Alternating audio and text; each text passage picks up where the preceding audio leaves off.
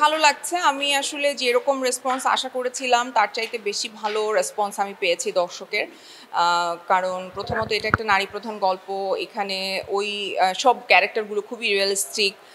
গল্পটা খুবই realistic. So এরকম একটা গল্প নির্ভর সিনেমা আসলে ঈদে এইভাবে দর্শক সাড়া পেয়েছে সেটাই আমার জন্য অনেক।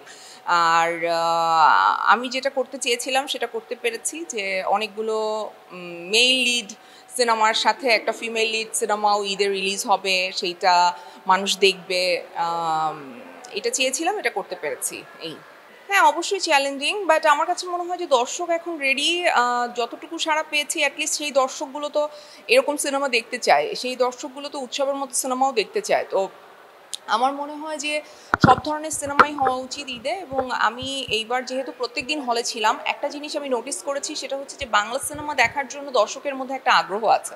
তো সেই আগ্রহটা যেহেতু আছে, সেহেতু আমরা বিভিন্ন রকমের সিনেমা আসলে ঈদে দর্শককে দিতে পারি উপহার, যাতে দর্শক সেটা দেখেন এবং উপভোগ করেন। কারণ একটা সিনেমা হয়তো মানুষ একবার দুবার তিনবার দেখবে, কিন্তু ফোর্থ ডেতে তো সে আসলে আরেকটা সিনেমা দেখার চেষ্টা করবে। এবং আমি এরকম মানুষও দেখেছি যে এভরিডে, আমার মেয়েও নোটিস করেছে, আমার মেয়ে আমার সাথে প্রায় হলে এসেছে। সো সেও নোটিস করেছে যে একটা বৃদ্ধ কাপল, তারা হাজব্যান্ড ওয়াইফ, মানে প্রত্যেক দিন হলে আসেন। তার মানে কি, তারা প্রত্যেক দিন কোনো না কোনো সিনেমা দেখছেন, বাংলা সিনেমা দেখছেন। তো এইটা তো ভীষণ ভালো একটা দিক। আমি মনে করি যে দর্শক এখন রেডি। এখন আমাদের প্রডিউসার ডিরেক্টরদের নতুন নতুন গল্প, নতুন নতুন ভাবনা নিয়ে সামনে আসতে হবে। ব্যবসার ক্ষেত্রে আসলে আমি আমি যেহেতু প্রডিউসার না, আমি জানি না, আমি বলতে পারছি না। কিন্তু যারা বড় বড় বাজেটের সিনেমা করছেন তাদেরও তো ব্যবসা যে খুব ভালো যায় এরকম না। হাউসফুল যাওয়ার পরও তাদের ব্যবসা যে খুব ভালো বাংলাদেশের প্রেক্ষাপটে হয় এরকম হয় না আসলে।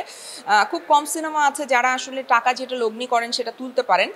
এই দিকে আসলে আমার মনে হয় যে সরকারি পৃষ্ঠপোষকতারও দরকার আছে, হল মালিকদেরও সহযোগিতার দরকার আছে। এবং সিনেমা শুধু টাকা বানানোর একটা প্রক্রিয়া না, এইটা এই এই মন মানসিকতা থেকেও বের হওয়ার দরকার আছে।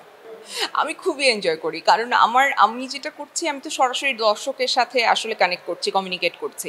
সো দর্শকের মানে যে প্রতিক্রিয়া, সেটা আমি সাথে সাথে পাচ্ছি, আমি কারো ভায়া হয়ে পাচ্ছি না। আমি জানি যে দর্শক আসলে কি ফিল করছেন, কি বলছেন। হয়তো অনেক সময় যেহেতু আমাদের প্রমোশন টিম একদমই নাই, সো আপনারা যা রিভিউ নিয়ে দিচ্ছেন তাই আমরা জানছি বা মানুষ জানছে, কিন্তু আমি দর্শকের সাথে সরাসরি কমিউনিকেট করছি। সো আমি জানি যে দর্শক আসলে কিভাবে রেসপন্স করছে আমাদের সিনেমা দেখে। সো এইটার চেয়ে ভালো লাগা তো আর কিছু হতে পারে না। আমি আমি মনে করি যে কোটি কোটি টাকা দিয়েও এই ভালোবাসা পাওয়া সম্ভব না। হ্যাঁ, সায়রাত ছবিটা দেখেছে, সে ভীষণ পছন্দ করেছে। সে বলেছে যে এটা আমার মানে কয়েকটা ভালো কাজের মধ্যে একটা। আসলে আমি চেষ্টা করে যাচ্ছি আমার কাজের মাধ্যমে সমাজের কিছু মেসেজ দিতে। এটা আমি আমার প্রত্যেকটা কাজ, রেহানার পরবর্তী সবগুলো কাজেই আমি চেষ্টা করেছি যে আমার চরিত্রগুলো খুবই বলিষ্ঠ হবে, অন স্ক্রিন, এবং ডিফারেন্ট হবে। বিভিন্ন টাইপের নারীর গল্প হবে, বিভিন্ন ধরনের নারীর গল্প হবে। সো সেই গল্পগুলো বলার চেষ্টা করে যাচ্ছি। আর আমি সবচেয়ে গ্রেটফুল আমার ডিরেক্টরদের কাছে, যারা নতুন নতুন গল্প নিয়ে আমার কাছে আসছেন। বিভিন্ন ইন্টারেস্টিং ক্যারেক্টার নিয়ে আসলে আমার কাছে এখন ডিরেক্টররা আসেন। পছন্দসই চরিত্র আমি করছি, অনেক ছোট ছোট চরিত্র আমি অনেক সিনেমায় করেছি। দুটো সিনেমা সামনে আসবে ইনশাল্লাহ। সো সেই দুটো সিনেমাতেই আমি একেবারেই সাপোর্টিং ক্যারেক্টারও না, খুবই ছোট দুটো ক্যারেক্টার করেছি। কিন্তু আমি চেয়েছি ভালো কাজের সাথে থাকতে। দুটো সিনেমার ডিরেক্টর যে, তারা অসম্ভব প্রিয় আমার। তো তাদের কাজ করার জন্য, একটা তো রেজওয়ান শাহরিয়ার সুমিত, তার কাজটা করেছি। এটা আমি শিওর যে সাধারণ মানুষ অনেক পছন্দ করবে, একদম আমাদের গল্প। আর আরেকটা যেটা করছি সেটাও অসম্ভব সুন্দর একটা গল্প।